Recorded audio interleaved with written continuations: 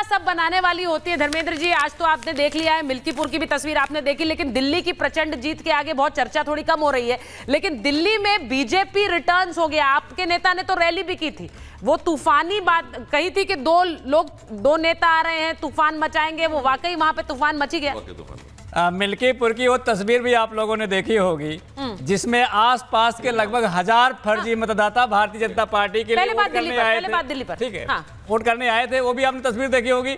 मिल्कीपुर में आपने देखा होगा बीजेपी मुख्यालय से पीठासीन अधिकारी को फोन गए कि आपको जो टारगेट फर्जी वोट करने का दिया गया था वो पूरा हुआ कि नहीं हुआ। अच्छा, ये भारतीय जनता कहां से गए, कब हुआ? बीजेपी मुख्यालय से गए। बीजेपी मुख्यालय से गए। बीजेपी मुख्यालय से रिकॉर्ड आप कह रहे हैं बहुत बड़ी बात है, बहुत बड़ी बात है। इसका क्या सबूत है? सबूत है, जाके चेक कर लीजिए। सबूत है, इलेक्शन कमीशन ने शिकायत करी है। इलेक्शन कमीशन ने शिकायत करी है। इलेक्शन कमीशन को तो शिकायत आजकल हर कोई कर रहा है, लेकिन क्या होता है? एक बात बताइए, हर राजनीतिक दल ने शिकायत इलेक्शन कमीशन के साथ की है, लेकिन उसके बाद उसकी जांच में कुछ निकलेगा भी? आप कह रहे हैं, आप तो सीधे आरोप लगा रहे हैं कि वहां पर वही तो यही सवाल तो बड़ा है। यही सवाल तो बड़ा है, जब चुनाव खत्म हो गया है, जांच में निकलेगा क्या चुनाव रद्द होगा? इस बात की गारंटी चुनाव आयोग को देना चाहिए। अच्छा, हमने 414 बूथों में से 200 से अधिक बूथों पर शिकायत करी है। अच्छा, दिल्ली पर पहले दिल्ली पर बात करिए। शिकायत करी है सबूत के साथ, लेकिन चुनाव आयोग कोई मतलब ही नहीं है, इसलिए चुनाव आयोग मर चुका है। हम कह रहे हैं चुनाव आयोग मर चुका है। मैं एक बार संजीव कौशिक जी के पास जा रही हूँ। संजीव कौशिक जी, मैं आपसे सीधा पूछ रही हूँ, आज की हार का ठीकरा अपने काम ना करने पर लेंगे, या दिल्ली की जनता की नाराजगी पर देंगे, या फिर ये चुनाव आयोग मर चुका है वाली बात कहेंगे? देखिए सुचारिता, लोकतंत्र में जनमत सर्वोपरि है और दिल्ली की जनता ने हमें जनमत दिया है विपक्ष में बैठने का। निश्चित तौर पे हम विपक्ष की भूमिका मजबूती से निभाएंगे और दिल्ली की जनता के सुख दुख में भागीदार रहने का प्रयास करेंगे। कुछ कमियां रह गई है निश्चित तौर पे, जिसकी वजह से दिल्ली की जनता ने हमें विपक्ष में बैठाया है। लेकिन एक बात तो तय है, आम आदमी पार्टी ने भारतीय जनता पार्टी को नई तरह की राजनीति करनी तो सिखा ही दी। 10 सालों तक देश के प्रधानमंत्री हमको रेवड़ीबाज और दिल्ली की जनता को मुफ्तखोर कहते रहे, और इलेक्शन आते आते उनको ये बात कहना पड़ा कि जितनी जन सरकारी योजनाएं हैं उसे हम चालू रखेंगे, और हम 2100 देने का वादा कर रहे थे महिलाओं को, वो 2500 देने का वादा करके गए। उम्मीद करते हैं कि जितनी घोषणाएं उन्होंने की है, जितने वादे किए हैं, वो सब समय से रहते। मैं इस बात में इंटरेस्टेड हूं संजीव कौशिक जी कि इसके बाद अब दिल्ली में आम आदमी पार्टी का क्या होगा? दिल्ली में आम आदमी पार्टी का क्या होगा? क्योंकि यहीं से आपने राजनीति की शुरुआत की और यहीं पर आकर आप एक तरह से ध्वस्त हुए हैं। दिल्ली आपके पास ना होना, अब सारा दारोमदार पंजाब पर, आप एक राज्य पर सिमट गए। आपके लिए, आपकी पार्टी के लिए ये एक तरह से बहुत बड़ा झटका, सेटबैक है। एक बार हार जाने के बाद से समाजवादी पार्टी खत्म हो गई, एक बार हार जाने के बाद से राजद खत्म हो गई, एक बार हार जाने के बाद में आपको लगता है कि उसी तरह से आम आदमी पार्टी खत्म हो जाएगी। राजनीति में चलता रहता है। राजनीति में मैंने कहा कि नहीं, आप बधाई है, स्वीकार कीजिए बधाई। सॉरी, भूल गए हम तो लगातार आप लोगों को जीत की बधाई दे रहे हैं। संजीव भाई, बधाई दे दो ना, आपने दी ना, और हम नहीं बधाई दे रहे हैं आप सबको बधाई। भारतीय जनता पार्टी को हमारे शीर्ष नेता, भारतीय जनता पार्टी को हमारे शीर्ष नेता ने जब बधाई दी है तो मैं भी बधाई कैसे नहीं दूंगा? आप सबको बधाई। देखिए, वहाँ बीजेपी मुख्यालय में आप राष्ट्रीय अध्यक्ष जेपी नड्डा को देख रहे हैं, बीजेपी के राष्ट्रीय अध्यक्ष इंतजार कर रहे हैं, वहां पर प्रधानमंत्री किसी भी समय आएंगे। आज मैं हर्षवर्धन जी के पास एक बार जा रही हूँ। हर्षवर्धन जी, आज दिल्ली का ये वर्डिक्ट क्या कह रहा है?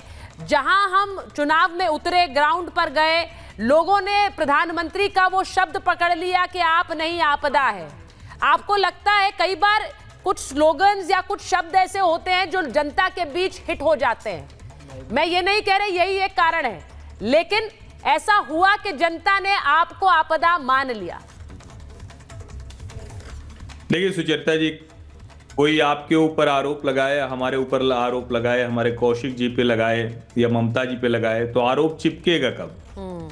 जब वैसे ही हम में से लोग होंगे। पिछले 10 सालों में दिल्ली को बर्बाद करने में कोई कसर अरविंद केजरीवाल नामक व्यक्ति ने छोड़ी नहीं। जो व्यक्ति 2 साइज ढीली शर्ट पहनता था, गंदा मफलर पहनता था, फ्लोटर पहनकर गणतंत्र दिवस की परेड में चला जाता था, उस व्यक्ति की जो घर की टाइल्स है वो दिल्ली, बंबई या दुनिया के किसी भी होटल जो 7 सितारा 5 सितारा होटल होते हैं उनकी फ्लोरिंग को मात दे। जिस व्यक्ति के घर में पर्दे रिमोट से खुलते हो, जिस व्यक्ति के घर का कमोड टोटो पता नहीं क्या है, मैं तो जानता नहीं हूं, लेकिन जिसमें टेम्परेचर कंट्रोल होता है, वाटर प्रेशर कंट्रोल होता है, जिस व्यक्ति के घर में स्पा और जकूजी की सुविधा हो जाए। और मैं तो नहीं, मतलब मैंने भी कई मुख्यमंत्रियों के आवास देखे हैं, प्रधानमंत्री आवास भी हम लोग देख ही रहे हैं। सुख सुविधा कितनी होती है जितना एक राष्ट्राध्यक्ष होगा, मुख्यमंत्री है, राज्य का मुखिया होगा, कोशिश की जिसमें उसको सफलता मिली के लिहाज से। जरा एक बार दिल पे हाथ रख के आप तो देख लेते, आप गए हैं, आपने देखा है क्या? अच्छा, मैं एक बार बता दूं, प्रधानमंत्री नरेंद्र मोदी का काफिला इस वक्त आ गया स्क्रीन पर। ये देखिए, ये जो गाड़ियां आप देख रहे हैं, मोदी मोदी मोदी, जोर से बोलो, मोदी मोदी।